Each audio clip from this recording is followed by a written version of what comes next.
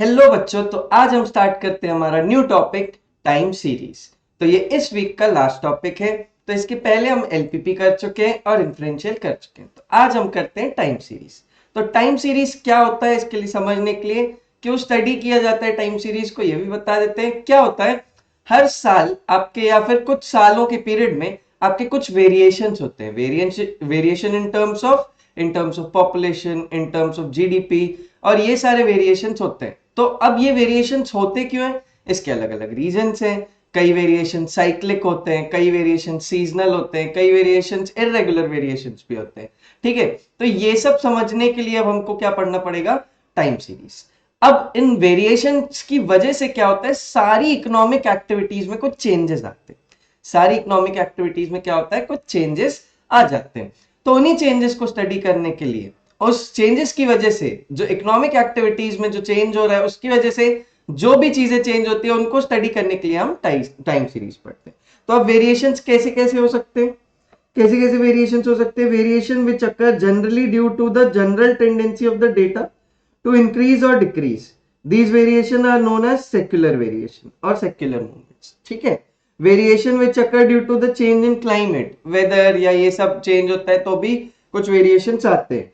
Variation which occur due to booms in depression, these are known as cyclic variation. तो कितने type के देख लिए, सेक्युलर मूवमेंट देख लिया आपने, है ना, क्लाइमेट की वजह से देख लिया आपने।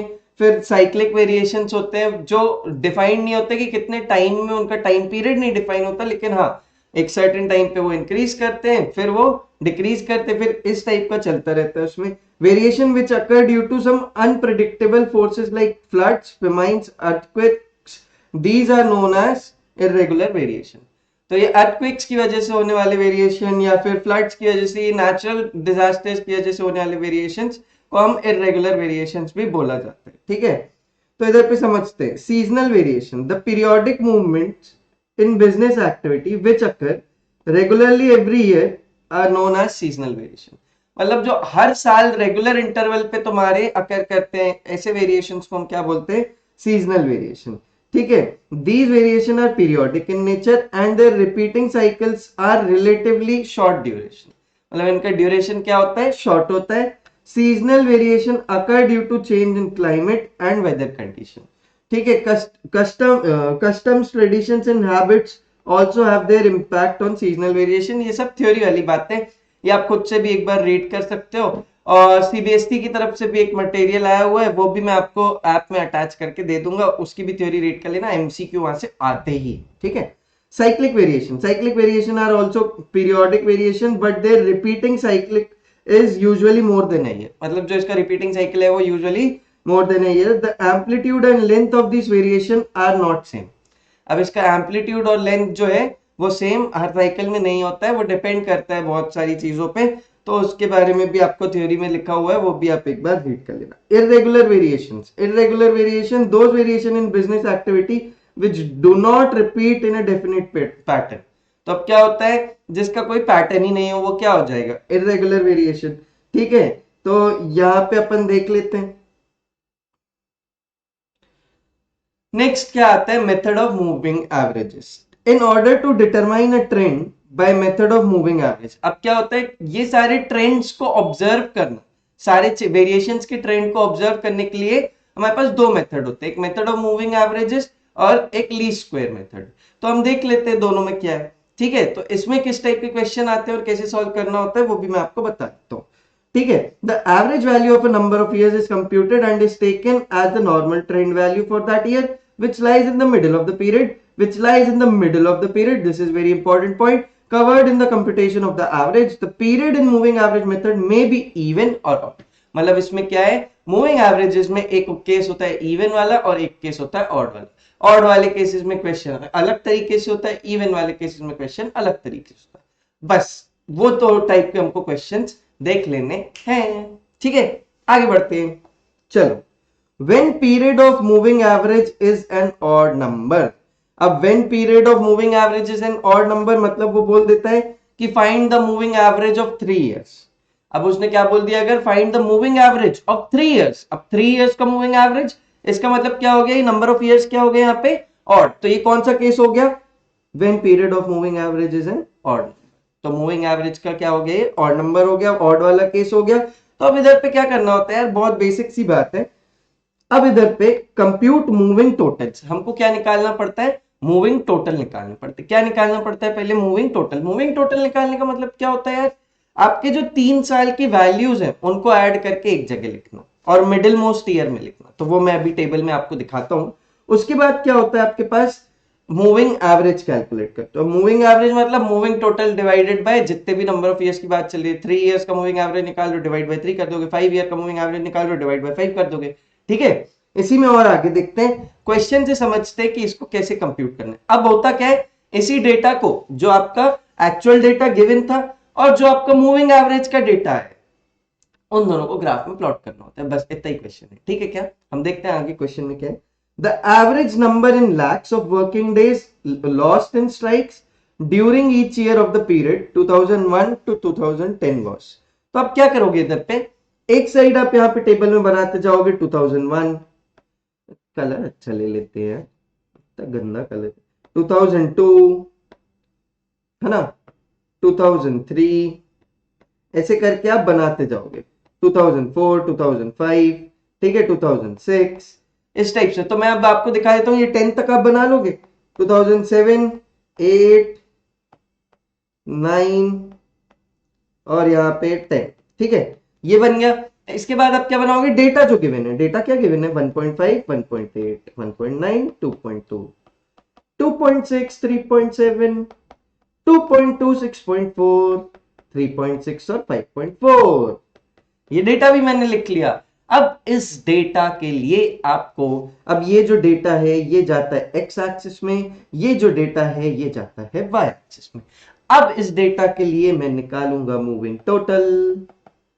ये क्या होता है मूविंग टोटल, पहले मुझे देखना पड़ेगा कि क्वेश्चन में पूछा गया है। क्या पूछा है, calculate the 3 year moving average. 3 year moving average मतलब कौन सा केस, ऑड वाला केस। कौन सा केस, ऑड वाला केस। कैसे करूंगा, सबसे पहले मूविंग टोटल कैलकुलेट करूंगा। मूविंग टोटल कैसे कैलकुलेट करूंगा, आओ देखते हैं। यहाँ पे क्या करोगे, पहले ये तीनों ईयर्स का जो डेटा है इनको ऐड कर दो। इन तीनों ईयर का डेटा ऐड कर दोगे, मतलब यहां पे क्या कर दोगे तुम, 1.5, 1.8 और 1.9। अब इनको तुमने ऐड किया तो ये कितना बन जाएगा बेटा, 5, 8, 13, 13, 9, 22, और ये कितना हो गया 5.2। कितना हो गया बेटा ये 5.2। तो इसका मूविंग टोटल क्या हो जाएगा। अब मूविंग टोटल ये किसका होगा, मिडिल मोस्ट ईयर के सामने। क्या लिख दिया मिडिल मोस्ट ईयर के सामने, 5.2। तो भैया बाकी ऊपर का क्या करूं, कुछ नहीं, वहां डैश। तो ये क्या रट्टा मानना है क्योंकि ऊपर का एक छोड़ना है, नहीं बेटा। जब भी आप लिखोगे moving total middle most year के सामने लिखोगे तो ऑटोमेटिकली क्या होगा, ऊपर वाला छूट जाएगा। इसमें याद रखने वाली कोई बात है ही नहीं। ठीक है, आओ सेकंड वैल्यू कैसे लेंगे, सेकंड वैल्यू कैसे लेंगे, ये तीनों का मूविंग टोटल। तो अब इसमें मूविंग टोटल लोगे इन तीनों का। अब इन तीनों का मूविंग टोटल चल रहा है, अब इन तीनों का मूविंग टोटल चल रहा है तो क्या हो जाएगा, यहाँ पे इन तीनों का मूविंग टोटल चल रहा है तो ये हो जाएगा 2.2।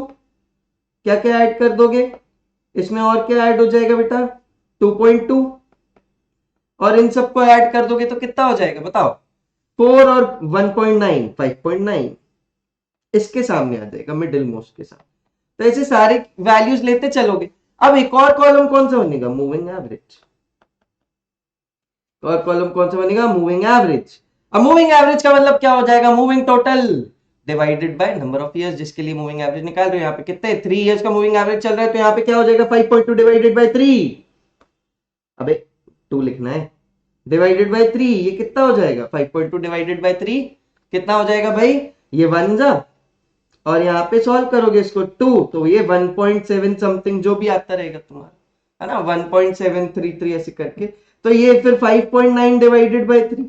अब 5.9 डिवाइड बाय 3 करोगे तो यहाँ कितना आ जाएगा, और यहाँ पे क्या कर दोगे तो 1.9 समथिंग आता रहेगा। तो इसी टाइप से आप अपनी पूरी टेबल कैलकुलेट कर लोगे और वो इस टाइप से बन जाएगी। ठीक है, तो ये हो जाएगी आपकी टेबल। तो इसमें देख लो 1.5 के सामने डैश है लेकिन 1.8 के सामने 5.2 है, उसी के सामने आपका मूविंग एवरेज भी कैलकुलेट। तो ये है ऑड वाला केस। क्या करना है, इस टाइप से आपको टेबल बना देनी है। फिर इस टेबल के बाद आपको ग्राफिंग करनी है। किसकी ग्राफिंग करनी है, एक्चुअल डेटा और जो आपको मूविंग एवरेज का पैटर्न मिले। इन दोनों डेटा के क्या होगा, ग्राफ में प्लॉट करोगे। और जब आप इसको ग्राफ में प्लॉट करोगे तो अब 2001 के लिए सामने मूविंग एवरेज तो कुछ है नहीं, तो वो चालू कहां से होगा, मूविंग एवरेज का डेटा, मूविंग एवरेज का डेटा चालू होगा 2002 से। प्लॉट समझते हो क्या, समझते हो यार, इजी है यार ये सब, ये कहां टफ है। फ्री के 5-6 नंबर है ये तो, पेपर में आ जाए। लो देख लो अब क्या करेंगे, इसमें ग्राफ भी देख लो। लो ये है ग्राफ। अब यहां पे देखो ध्यान से, जो डॉटेड लाइन है, जो डॉटेड लाइन है वो 3 ईयर मूविंग एवरेज दिखा रही है, और जो इधर पे तुम्हारी एक्चुअल लाइन है वो स्ट्रेट लाइन से रिप्रेजेंट की गई है। तो ध्यान से देखो, ये जो डॉटेड लाइन है उसका डेटा कहां से चालू हुआ है, डॉटेड लाइन का डेटा 2002 से चालू है, वेराज एक्चुअल डेटा जो है वो कहां से चालू हुआ है, 2001 से। 2001 में क्यों नहीं है मूविंग एवरेज, क्योंकि बेटा वहां सामने तो डैश था ना, बस सारी वैल्यू जैसे उठा उठा के उन्होंने क्या कर दिया है, ज्वाइन कर दिए, सारी वैल्यूज प्लॉट किए और उसके बाद ज्वाइन कर दिए। तो इसी टाइप से क्या होता है, कैसे कैलकुलेट करते हैं 3 ईयर मूविंग एवरेज, कैसे कैलकुलेट करते हैं, टेबल बनाओ, मूविंग टोटल कैलकुलेट करो। मूविंग टोटल कैसे कैलकुलेट करोगे, अगर उसने 3 ईयर्स की बात की है तो 3 ईयर्स का सम करोगे, लेकिन लिखोगे किसके सामने, मिडिल मोस्ट के सामने, बाकी ऊपर वाली भाड़ में जाए मुझे क्या। फिर नेक्स्ट लेते हैं तो ऊपर वाली एक छोड़ के नीचे वाले 3 ले लेते हैं, तो फिर उसके मिडिल मोस्ट वाले ईयर में लिखते हैं। तो जो 3 वैल्यू ले रहे हो उसके मिडिल मोस्ट ईयर के सामने हम वैल्यू एंटर कर रहे होते हैं। बोलो समझ में आया क्या यार, बहुत इजी है यार, इसमें कुछ है ही नहीं, ठीक है। ऐसे ही अब क्या होता है, इवन वाला केस होता है मूविंग एवरेजेस में, बेटा इवन वाला केस होता है, तो उसमें क्या होता है वो देख लेते हैं। उसमें अब जैसे ये यहाँ पे 3 ईयर का मूविंग एवरेज निकाला, जैसे 5 ईयर का भी आ सकता है। तो बेसिक्स क्या है, 5 साल का ऐड कर दो, डिवाइड बाय 5 कर दो, लिखोगे कहां, मिडिल मोस्ट ईयर के सामने। तो जैसे यहाँ पे ऊपर का एक छूटा था, वहां ऊपर के 2 छूट जाए, तुम करके देख लेना, छूट, और वैसे ही नीचे भी 2 छूट जाए। ऐसे ही यहाँ 3 ईयर मूविंग एवरेज में देखो, यहाँ पे नीचे भी एक छूट गया। क्यों छूट गए, क्योंकि लास्ट वैल्यू जब मैंने इसको ऐड किया, ये जो भी आया ये क्या आया 15.4, तो लिखूंगा कहां मैं इसको, मिडिल मोस्ट के सामने। अरे क्लियर है क्या, बहुत इजी है ये सब, आ जाओ इवन वाला केस देखते हैं यार, इवन वाला केस देखते हैं। When period of moving average is an even number, when period of moving average is an even number, तो क्या करेंगे, यहाँ पे भी फंडे वही चलते हैं, एक चीज बदलती है बस, वो मैं बता देता हूँ क्या चलता है यहाँ पे भी बेटा। अगर 4 ईयर मूविंग एवरेज बोला है तो मूविंग टोटल निकालने का फंडा भी सेम है, 4 साल का उठा के ऐड कर दो, 4 साल के वाई की वैल्यू उठा के ऐड कर दो, इतना ही करना है इसमें भी। लेकिन अब मूविंग एवरेज निकालने जाओगे तो मूविंग एवरेज निकालने जाओगे तो कुछ बदलेगा नहीं, कुछ नहीं बदलेगा। वापस क्या करोगे, 4 ईयर का मूविंग एवरेज निकाल रहे हो तो मूविंग टोटल डिवाइडेड बाय 4 कर दोगे, मूविंग टोटल डिवाइडेड बाय 4 कर दोगे। भैया इसके बाद क्या करूं, अब बेटा यहाँ पे एक और कॉलम बनता है, सेंटर्ड मूविंग एवरेज। किसका कॉलम बनता है, सेंटर्ड मूविंग एवरेज। और यहाँ पे मूविंग टोटल को लिखते कहां है, वहां तो 3 साल थे, तो मिडिल मोस्ट वाली वैल्यू में आप लिख देते थे। अब यहाँ 4 साल है, तो बेटा सेकेंड और थर्ड ईयर के बीच में आपका मूविंग टोटल, सेकेंड और थर्ड ईयर के बीच में आपका मूविंग टोटल लिखा जाता है, उसी के सामने आपका मूविंग एवरेज लिखा जाता है। उसके बाद एक और कॉलम आता है जिसको हम बोलते हैं सेंटर्ड मूविंग एवरेज। क्या बोलते हैं उसको, सेंटर्ड मूविंग एवरेज। तो इस टाइप से इसमें एक और कॉलम बस आ जाता है, और प्लॉट कौन होता है भाई साहब, एक्चुअल वैल्यू और सेंटर्ड मूविंग एवरेज। तो प्लॉट कौन होगा, एक्चुअल वैल्यू वाला डेटा और सेंटर्ड मूविंग एवरेज का डेटा। बस इतना ही करना है इसमें भी, ठीक है, बेसिक्स इसमें भी चेंज नहीं होता, बस एक चीज और ऐड ऑन हो जाती है। आओ देखते हैं क्या दिया है यहाँ पे question, the table below give details of the electricity generated in million kilowatt hours in each quarter of for the year 2017 to 2019। बहुत बढ़िया।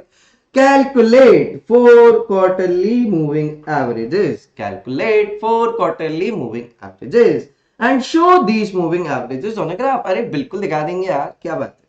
Comment on the general trend। तो अब यहाँ पे जनरल ट्रेंड के बारे में क्यों नहीं, तो ये सब बता देगी, तो थ्योरी वाला पार्ट है, ठीक है। आओ करते हैं इसको। पहले तो अपना बेसिक्स क्या है बेटा, ये सारे वैल्यूज को क्या करोगे आप, रिप्रेजेंट करोगे टैबुलर फॉर्म में, उधर से मूविंग टोटल, उधर से मूविंग एवरेज, फिर उधर से सेंटर्ड मूविंग एवरेज, ठीक है। सेंटर्ड मूविंग एवरेज क्या होता है, 2 मूविंग एवरेज का भी एवरेज। तो मूविंग एवरेज के सेंटर को क्या बोल देते हैं, सेंटर्ड मूविंग एवरेज। आओ देखते हैं उसको कैसे करेंगे। ये डेटा अगर मैं आपको देखो ये लिखा हुआ है तो क्या लिखूंगा, सबसे पहले मैं ऐसे तुमको थोड़ा बहुत लिख के दिखा देता हूँ, ये 2017 लिख दोगे बेटा इसमें, और फिर क्या करोगे इसमें first second third fourth quarter लिख दोगे। क्या लिख दोगे, फर्स्ट सेकंड थर्ड और फोर्थ क्वार्टर लिख दोगे, और उसके सामने क्या लिख दोगे फिर तुम 8769, 8769, फिर क्या हो जाएगा 2018 लिख दोगे, फिर उसका फर्स्ट सेकंड थर्ड फोर्थ लिख दो, उसका भी फर्स्ट सेकंड थर्ड फोर्थ लिख दो, फिर वहां पे भी ऐसे क्या करोगे, वैल्यू लिख लोगे। ये समझ रहे हो क्या चल रहा है? अब हमको करना क्या है यहाँ पे, 4 क्वार्टरली मूविंग एवरेज। चलो मैं 2018 का भी लिख देता हूँ, थोड़ा सा करके दिखाता हूँ, फिर तुमको टेबल दिखा दूंगा। 10 7 7 10, यहाँ क्या हो जाएगा 10 7 7 10, है ना। इसके बाद 2019 का भी लिख लोगे आप, 2019 का भी लिख लोगे, लेकिन मैं अभी आपको इसका करके दिखा दे रहा हूं ऊपर की करना कैसे, एक जनरल आइडिया आना चाहिए बेटा। एक क्या बनेगा आपका यहाँ पे, मूविंग टोटल का ग्राफ बनेगा। ये किसका ग्राफ बनेगा यहाँ पे, मूविंग टोटल। मूविंग टोटल कौन सा है यहाँ पे, यहाँ देखो 4 क्वार्टरली मूविंग एवरेज है, तो बेटा क्या कर लोगे, पहले मूविंग टोटल ले लोगे किसका, 8 + 7 + 6 + 9, 8 + 7 + 6 + 9 कितना होता है, 15 15 30। अब ये जो मूविंग टोटल है, ये ना सेकंड के सामने लिखेंगे ना थर्ड ईयर के सामने, थर्ड क्वार्टर, इनके बीच में लिखते हैं इसकी वैल्यू, जो कि है 30। इसके बाद क्या करूं, अब इसके बाद तो हमको आता है मूविंग एवरेज निकालते हैं। क्या निकालते हैं, मूविंग एवरेज निकालते हैं।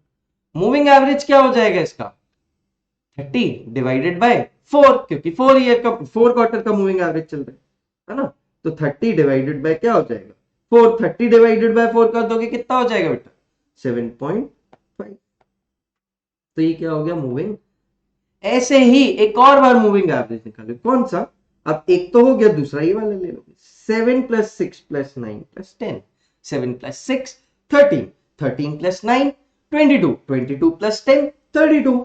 तो अब ये इधर पे जो 7 + 6 + 9 + 10 है, इसका मूविंग टोटल कहां आएगा बेटा, 1 2 3 4 के बीच की वैल्यू इसके सामने, ये कितना है बेटा 32।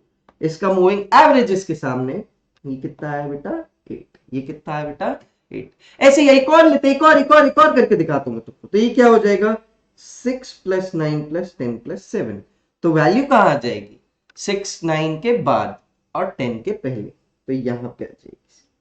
और ये 6 + 9, 6 + 9 15, 15 + 10 25, 25 + 7 32, और इसका क्या हो जाएगा। अब मैंने आपको बोला था बस इतना ही नहीं करना है इधर पे, और क्या बनाना है हमको, सेंटर्ड मूविंग एवरेज भी बनाना है। ये तो तुम समझ गए, ऐसे करते चले जाओगे। इधर पे सेंटर्ड मूविंग एवरेज, क्या बनाना है इधर पे, centred moving average, centred moving average, centred moving average बनाओगे। तो बेटा centred moving average is the average of the moving average, मतलब इन दोनों को डिवाइड कर दो के 2 से। मतलब ये सेंटर्ड मूविंग एवरेज की पहली वैल्यू क्या आएगी तुम्हारी, 7.5 + 8/2, which will be 7.75, which will be 7.75। ठीक है क्या, इसको अपन ध्यान से लिखते हैं, इसको अपन लिखते हैं यहाँ पे, एक मिनट दो मेरे को। तो ये वाली वैल्यू जो तुम्हारी चल रही थी इनके बीच में, और इसके बाद ये वैल्यू आ जाएगी इधर पे, ये इधर कितनी आ जाएगी 7.75। तो अगर तुम ध्यान से देखो तो क्या हुआ, एक वैल्यू इधर थी, दूसरी वैल्यू इधर थी, फिर उनके बीच में जाके आई है कौन सी वैल्यू, सेंटर्ड मूविंग एवरेज। मतलब सेंटर्ड मूविंग एवरेज कहां से स्टार्ट हुआ है इस बार, थर्ड क्वार्टर से स्टार्ट हुआ है। सेंटर्ड मूविंग एवरेज कहां से स्टार्ट हुआ है, थर्ड क्वार्टर स्टार्ट हुआ है। पहले वाले दो में कोई भी वैल्यू नहीं है, पहले वाले दो में कोई भी वैल्यू नहीं है, तो ऊपर के दो छूट गए। तो अब ये रटना नहीं है बेटा, ये तो ऑब्वियसली आप कैलकुलेट करते रहोगे तो आपको खुद ही दिख जाएगा कि ऊपर के दो छूट रहे। और ये पूरे डेटा को, कौन से वाले डेटा को बेटा, ये वाले डेटा को और ये वाले डेटा को जो आपको गिवन है एक्चुअल डेटा, इसको आपको क्या कर देना है, प्लॉट कर देना है। ठीक है, तो ये पूरी टेबल ऐसे ही बनाई गई है। ये देख लो इधर पे क्या हुआ है, इधर पे हमने लेके आया 7 के सामने 30, अब ये 7 के सामने 30 ये सब आए, उसके बाद क्या कर दिया इनने, इनका एवरेज ले लिया। अब ये 32 और इसको कर दिया ऐड इनने, मूविंग टोटल निकाला है तो इसके लिए मूविंग एवरेज भी निकाला है। मूविंग एवरेज कितना है 7.75 आया, इसका कितना है 8 है। अब इन दोनों का एवरेज लेके क्या कर दिया इन्हें 7.75, कहाँ है बेटा देखो 6 के साथ। ऐसे ही बाकी सारे डेटा सेट में भी किया गया, और आपके 4 क्वार्टरली सेंटर्ड मूविंग एवरेज को कैलकुलेट किया गया। तो इसी तरीके से करते हैं। ठीक है, अब आपको प्लॉट किसको करना है बेटा, इधर ये एक्चुअल वैल्यू को और 4 क्वार्टरली सेंटर्ड मूविंग एवरेजेस को। तो वो जो प्लॉट करोगे आप इसके वैल्यूज उठाओगे, प्लॉट कर दोगे ग्राफ पे, डॉटेड लाइन से रिप्रेजेंट करना, दूसरे को दूसरे से, इस टाइप का ग्राफ इनका बन रहा होगा। तो ध्यान से देखो, ये 4 क्वार्टरली मूविंग एवरेज जो आ रहा है वो सबसे पहली वैल्यू कहाँ आ रही है? सबसे पहली वैल्यू इधर आ रही, सबसे पहली वैल्यू इधर पे आ रही, थर्ड क्वार्टर पे आ रही है। वो किसकी वैल्यू है बेटा? Centred moving average. किसकी वैल्यू है बेटा? Centred moving average. अच्छा, बाकी क्या होगा? बाकी एक्चुअल डेटा, वो तो यहीं से स्टार्ट होगा, क्योंकि एक्चुअल डेटा पे तो 8 वैल्यू थी, फिर 7 वैल्यू थी, फिर 6 वैल्यू थी, फिर 9 वैल्यू थी। तो ऐसे सारे पॉइंट्स को प्लॉट करके हमको ज्वाइन कर देना है, बस, और कुछ भी नहीं है, बहुत इजी है। तो इतना ही है मूविंग एवरेजेस। क्या इतना ही करना था? हाँ, इतना। लेकिन बेटा जब आप एग्जाम में करने बैठोगे, पूरी टेबल बनाओगे, सारी वैल्यूज को टोटल करोगे, उसको डिवाइड करोगे, फिर उसका सेंटर मतलब उसका उसका भी मूविंग एवरेज का भी एवरेज लोगे, तो और उसके बाद ग्राफ बनाओगे, तो it will take a lot of time. ठीक है, तो थोड़ा सा पेशेंस रखना, कैलकुलेशन सारी सही करना, क्योंकि एक भी मूविंग टोटल अगर आपने गलत कैलकुलेट किया तो उसके सामने वाला मूविंग एवरेज गलत कैलकुलेट हो जाएगा, उसके सामने वाला सेंटर्ड मूविंग एवरेज गलत कैलकुलेट हो जाएगा, और ऐसे करते करते आपकी 2 से 3 वैल्यूज एक वैल्यू के पीछे निपट जाएगी और आप मार्क्स लूज कर दोगे। तो कैलकुलेशंस जो करनी है वो क्या करनी है? बहुत ही ज्यादा आराम से और करेक्ट करनी है। ठीक है, क्या समझ में आता है? तो हम इसी में आगे बढ़ते हैं। मूविंग एवरेज में इतना ही है, आगे और क्या है? Least square method. अब ट्रेंड वैल्यू समझने के लिए, ट्रेंड को समझने के लिए हमने एक और चीज पढ़ी, क्या है वो? लीस्ट स्क्वायर मेथड, या फिर मेथड ऑफ लीस्ट स्क्वायर, एक ही बात है, अभी कुछ भी बोलो। ठीक है, अब ये क्यों पढ़ते हैं? Each point on the fitted curve represent the relationship between a known independent variable and an unknown dependent। कुछ नहीं, बेवकूफ बोल रहा है, x और y के बीच में रिलेशन को स्टडी करने के लिए मेथड ऑफ लीस्ट स्क्वायर पढ़ते हैं। ठीक है, और यहाँ पे क्या दे रहा है इधर पे? In general the least square method uses a straight line. अब यहाँ पे क्या होता है बेटा? ट्रेंड को समझने के लिए स्ट्रेट लाइन का स्ट्रेट लाइन से रिप्रेजेंटेशन किया जाता है, जिसको हम लिखते हैं y is equal to a plus B X.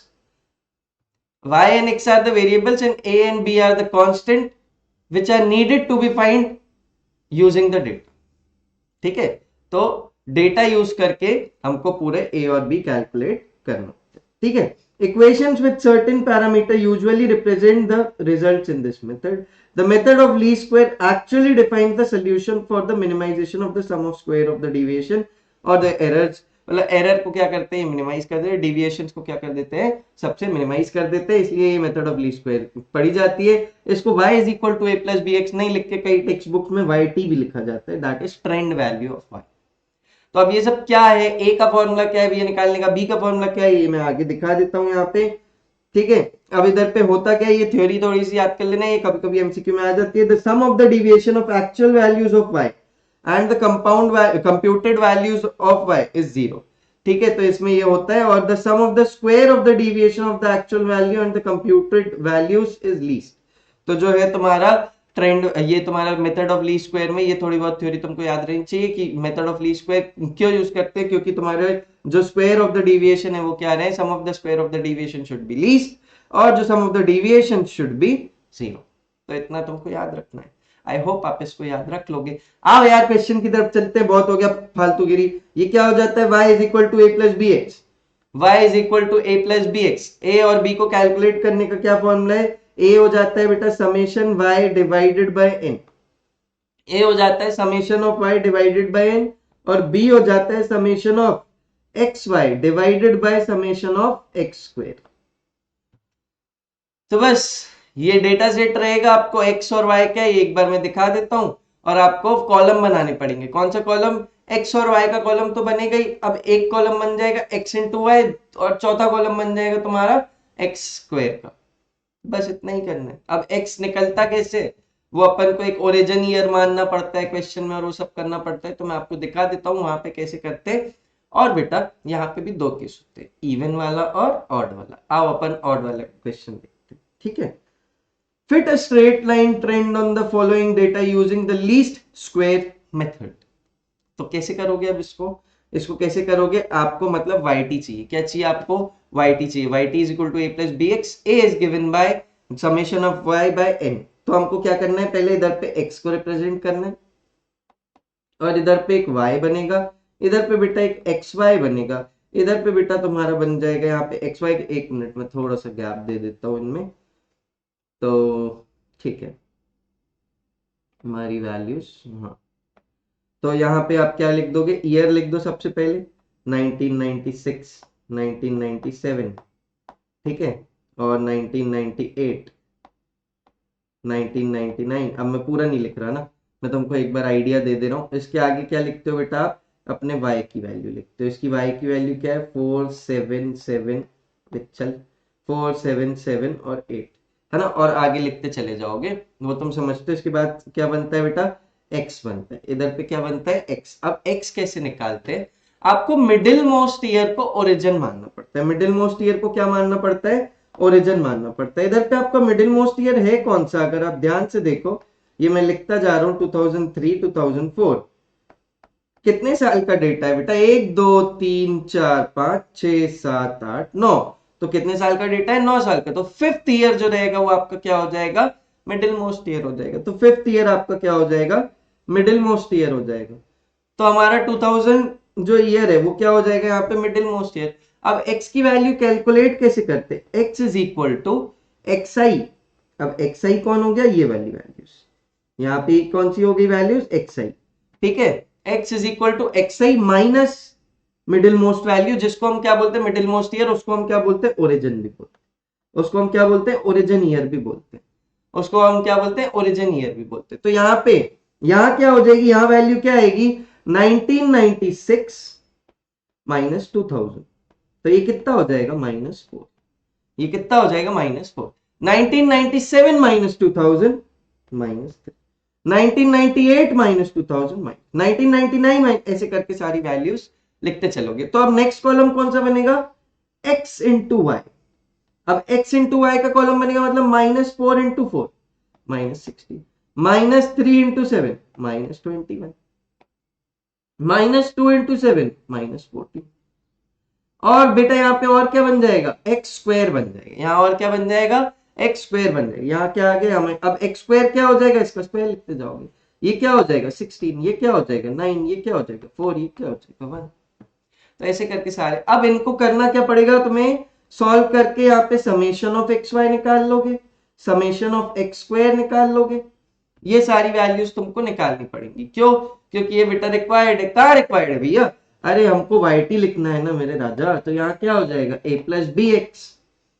अब a की वैल्यू क्या होती है, summation of y by n, summation of y by n। तो इन सबके सारी वैल्यूज का सम कर दोगे, डिवाइड कर दोगे n से। वैसे ही आप b निकालोगे, b कैसे निकाल लोगे, ये देखो अपन ने ऊपर फॉर्मूला लिखा था summation X Y by X square, summation of x into Y by summation of X square.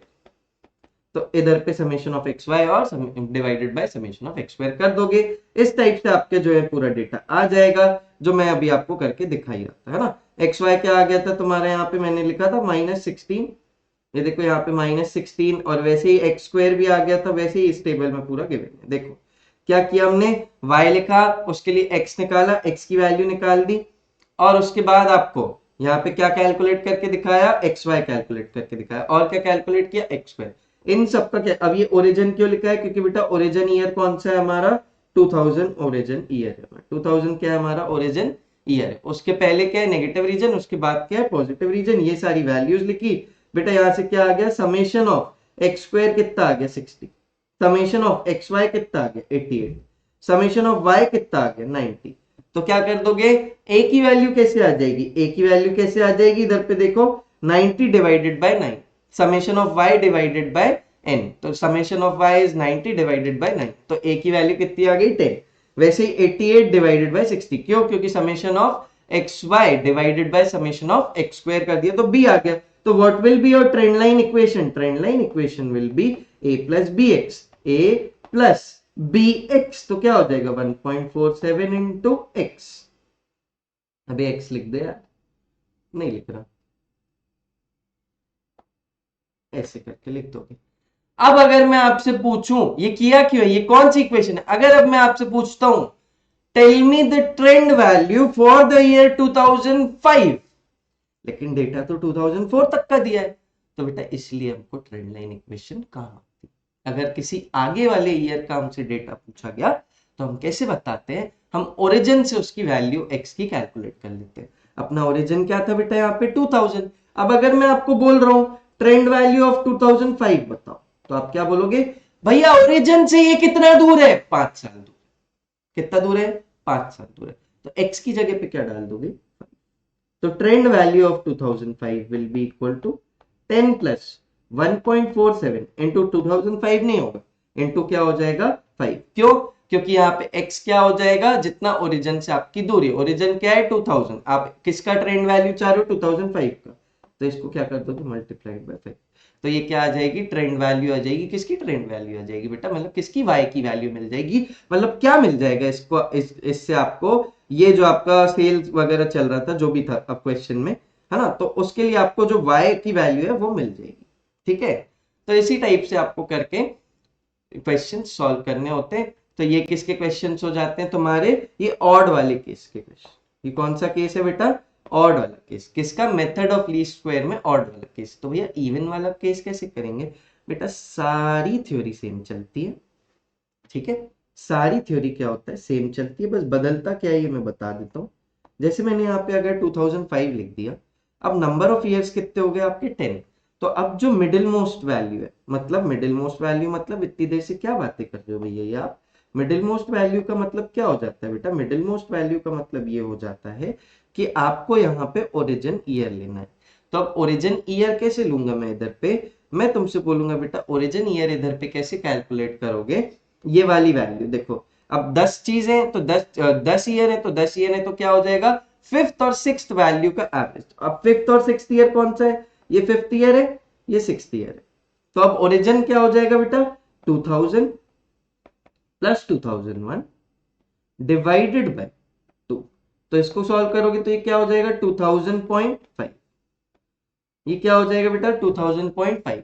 तो भैया इसका मतलब जो अब x की वैल्यू है वो पॉइंट पॉइंट में लिखेंगे क्या, नहीं, यहाँ पे अब x बदल जाता है। अभी तक हम x को क्या लिखते थे, xi माइनस ओरिजिन करते थे, अब ये xi minus origin divided by 0.5 हो जाएगा। बस ये इस कॉलम में इतना सा चेंज आता है। xi माइनस ओरिजिन में जैसे अब मैं अगर 1996 के लिए करता हूँ, तो अब 1996 को कैसे करेंगे अपन, 1996 माइनस यहां क्या हो जाएगा बेटा 2000.5, 2000.5।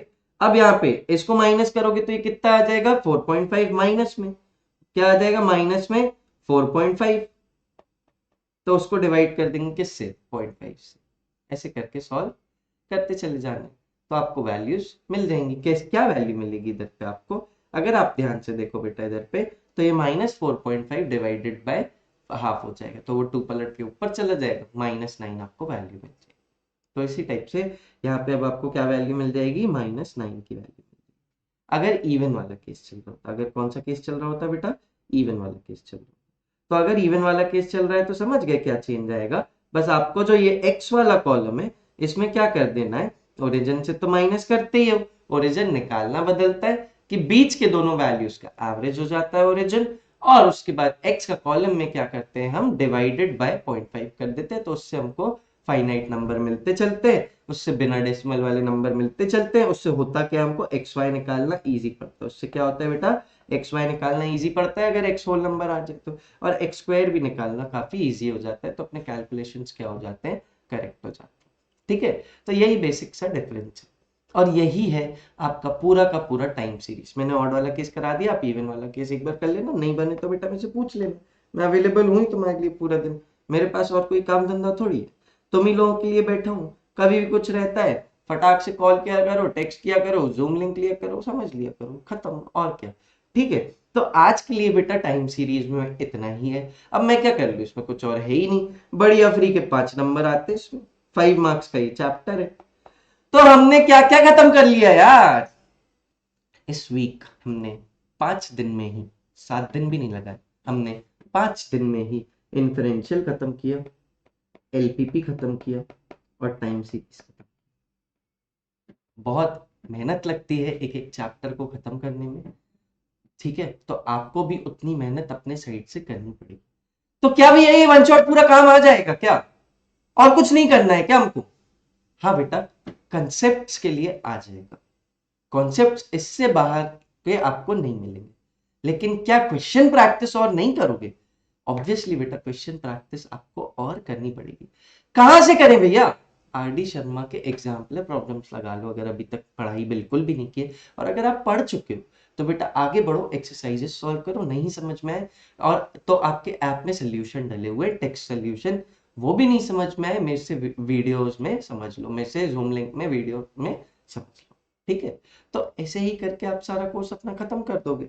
आप देख रहे हो इन्फ्रेंशियल हमारा 6 नंबर का था, ये मेरे को याद नहीं है, 6 और 5 का इधर उधर रहता है, या इसका 6 है उसका 5, वो देख लेंगे। और ये एलपीपी आपका 8 नंबर का था। तो बेटा ये टोटल 19 मार्क्स का भी हमने 5 दिन में और कवर कर दिया। अब आप बेटा बहुत अच्छे से प्रैक्टिस कर लो, क्योंकि probability, financial, inferential, time series, LPP, इतने सारे चैप्टर्स मैंने आपके खत्म कर दिए हैं। और बेटा यहाँ पे आपकी खत्म होती है टोटल 10 का प्रोबेबिलिटी, 15 का फाइनेंशियल, 44 मार्क्स की प्रिपरेशन आपकी खत्म होती है। आधे से ज्यादा कंटेंट, आधे से ज्यादा कंटेंट 2 हफ्ते खत्म होने के भी पहले मैंने खत्म कर दिया। अब मैं होप करता हूं कि आप भी उतना एफर्ट लगाएं, ठीक है? आप भी उतना एफर्ट लगाएं और सारी चीजों को करें। हो सकता है ऐसा आगे चल के एक आध दिन, अब जल्दी हो गया, ये पूरे वीक का टारगेट था, हमने 2 दिन पहले ही खत्म कर दिया है। तो ऐसा हो सकता है कि अब तुम्हें नेक्स्ट चैप्टर का वीडियो मंडे को ही मिले, ठीक है? लेकिन तुमको ये 2 दिन में क्या करना है, अपने बाकी प्रीवियस जो चैप्टर्स हैं उनको क्या करते चलना है, तुमको खत्म करते चलना है, ठीक है? उनको जरूर खत्म करते चलना है। और कॉलेजेस के फॉर्म्स का भी अपडेट अब मैं शॉर्ट्स के थ्रू देता रहूंगा, तो उसके लिए चैनल को सब्सक्राइब जरूर कर लेना, ताकि तुमको नोटिफिकेशन आ जाए और तुम सारे अपडेट्स को रेगुलरली देख सको और कॉलेजेस में अप्लाई भी कर सको, ठीक है? और यहाँ पे आपके पास क्या हो गया है, 44 मार्क्स का कंटेंट खत्म होते ही हम नेक्स्ट टॉपिक जो जाने वाले हैं वो कौन सा है बेटा? मेट्राइसिस। कौन सा टॉपिक है बेटा? वो मेट्राइसिस। आई होप मेट्राइसिस से आप लोग बहुत ज्यादा अवेयर होंगे, क्योंकि हर जगह इसको सबसे पहले पढ़ाया जाता है। बहुत ही इजी चैप्टर है, बहुत भयानक डेप्थ में मैं उस चैप्टर में नहीं जाऊंगा, क्योंकि ऑलरेडी बहुत प्रैक्टिस काफी बच्चे उसकी कर चुके होते हैं, है ना? मैं आपको बहुत ही क्विक तरीके से, एकदम बहुत ही फटाक से आपको जो है इसके कॉन्सेप्ट्स रिवाइज करा दूंगा और उस पे बेस्ड क्वेश्चंस आपको करवा दूंगा, ठीक है? तो नेक्स्ट वीक आने वाला आपके पास क्या क्या है बेटा? हो सका तो मैं सैटरडे से ही डाल दूंगा या संडे से ही डाल दूंगा, मंडे तक का वेट क्यों ही करना है, क्या करोगे 2 दिन बैठ के, है ना? जितना जल्दी हो सके आप निपटाओ ये सब, तो अपन फिर कैलकुलस में उतना ज्यादा टाइम दे पाएंगे, है ना? तो यहाँ पे बेटा मेट्राइसिस जो है, मेट्राइसिस और डिटर्मिनेंट्स और इनवर्स, ये आने वाला है बेटा आपका आने वाले वीक में। ये क्या आने वाला है आपका? आने वाले वीक में आने वाला है, ठीक है? तो ये कितने मार्क्स कंटेन करता है बेटा? 10 मार्क्स का है। तो मैं आपसे रिक्वेस्ट करूंगा कि पूरी क्लासेस देखें और उनको पैरेलली प्रैक्टिस करते चले आरडी शर्मा के साथ, तो आपका बेटा काम बन जाएगा बिल्कुल बहुत अच्छे से, ठीक है क्या? तो आज के लिए इतना ही। अब हम मिलते हैं नेक्स्ट क्लास में मेट्राइसिस के साथ। प्रैक्टिस करते रहिए। Tata bye.